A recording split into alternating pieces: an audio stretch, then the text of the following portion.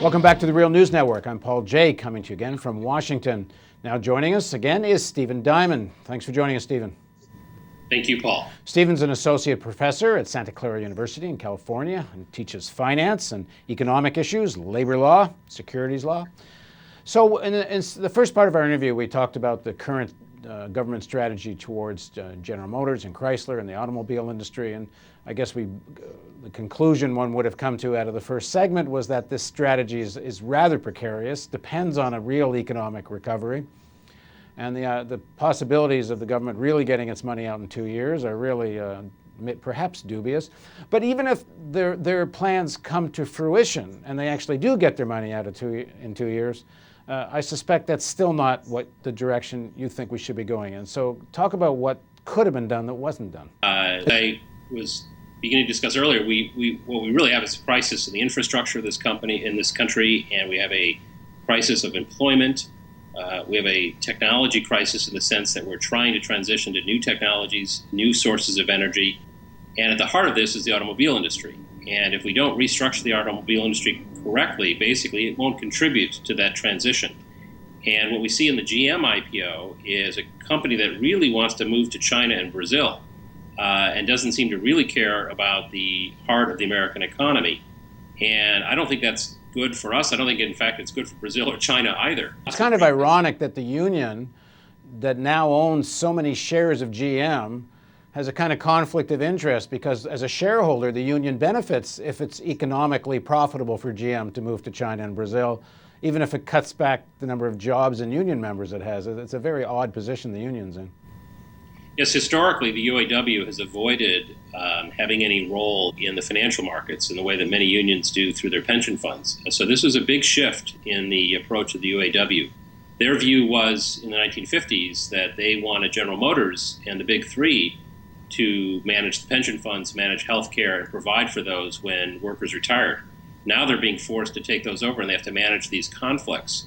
And I think the key lesson here is to not mix up the short term and the long term, because in the long term, the question is what's going to provide viable, constructive employment opportunities for their members for the next generation. And that is not going to result from the kind of business strategy we see being carried out by the Big Three, particularly General Motors, as described in their prospectus for the IPO. Look like. What does this new transportation system look like, and what would Detroit and the auto industry look like? Well, if we restructured this and collected the assets into what I call a public trust company, and there are precedents for this. There have been efforts at various points in time to manage government resources in this fashion. It would be managed transparently with a board of directors from various constituencies, the workers, retirees, management, the government, and various constituency groups. And you'd plan out how you want to deploy these resources to transition from automobile-based, gasoline-based economy to more efficient and more environmentally sound transportation methods, including high-speed rail, any number of possibilities that are out there. And to use, the main thing here to keep in mind is what General Motors, Ford, and Chrysler are doing is basically destroying a very deep skill set and investment that's been built up over decades in a workforce and in factories, in communities that could be transitioned.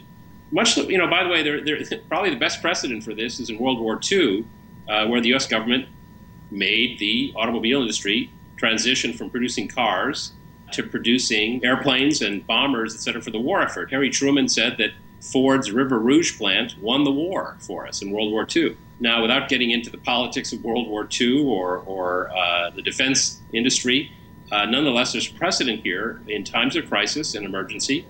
The fundamental obligation of the federal government, the government generally, is to provide for the general welfare of the people of the United States. And so I think there's a basis here to intervene and say we want these assets preserved, reorganized, and effectively used. Instead, what the Big Three are doing is using layoffs, using financial engineering, restructuring, and globalization to destroy the heart of industrial America.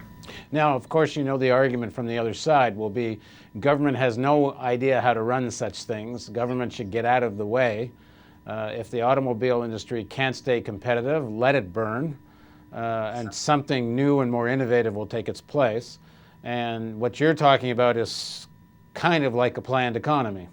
So how do you respond to that? Look, you have to unpack this concept of government. I'm for good governance. I'm for democratic governance. That doesn't necessarily mean that you've got a state or an authority that's controlling things undemocratically. People would be surprised if you look carefully at how our assets in this country are actually managed. If you look at, for example, in the state of California, the nation's largest public sector pension plan is based in California. It's called the California Public Employee Retirement System.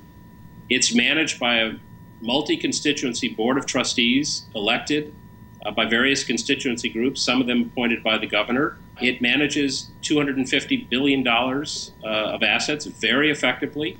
It's a very astute investor. So there are plenty of models around for broad forms of transparent and accountable governance that really don't fit this kind of swear word that people use when they kind of talk about, Obama being a socialist. You're not talking about a czar in Washington running this new transportation sector. That would be a mistake. And I think part of the problem here is that the way this was done was around a czar, was around a very small group of people who operated fairly in secret. The retirees of the UAW do not know the structure or nature of this VEBA that now manages their health care. They do not know what's really happening with their pension fund. During the process when the VEBA was being set up, I was receiving phone calls from all over the country, from auto workers, retirees, active workers, with complaints about the fact they could not find out the most simple details about what was being proposed in the restructuring.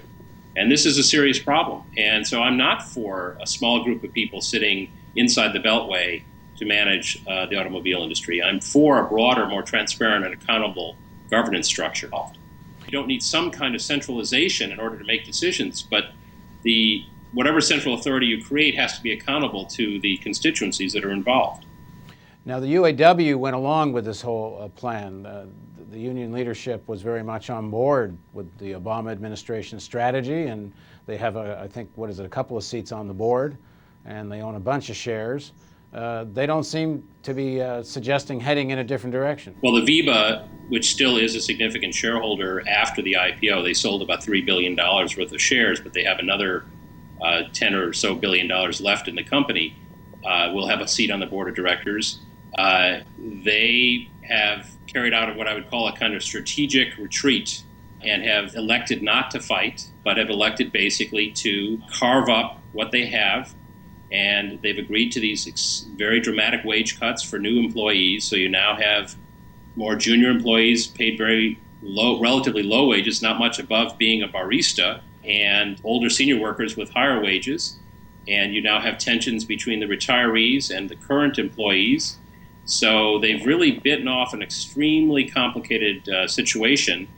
And there's understandably some concern about that inside the union. Dimmer. So I guess they're all rolling the dice, hoping for some economic recovery, which seems is looking dimmer. Yeah, it's very clear that households, if you look at the macroeconomic picture, households are building up savings, recouping from a credit binge that substituted for very modest wage increases over the last 20 years. Businesses are piling up cash for the same reason. Government has been making up the difference to keep GDP at some sustainable level. But that's about to end, especially with the Republicans controlling the House. So. That's possible. And then the question is, where does the money come from if we're not going to go into a very severe recession? And unless we restructure the global economy, which would mean, for example, increasing purchasing power of Chinese workers so that they begin to purchase products from us instead of just selling us cheap labor products, that would require a new labor movement to push up wages in China. Unfortunately, what GM is doing is moving to China in order to take advantage of cheap non-union labor. Thanks very much for joining us, Stephen. Sure. And thank you for joining us on the Real News Network.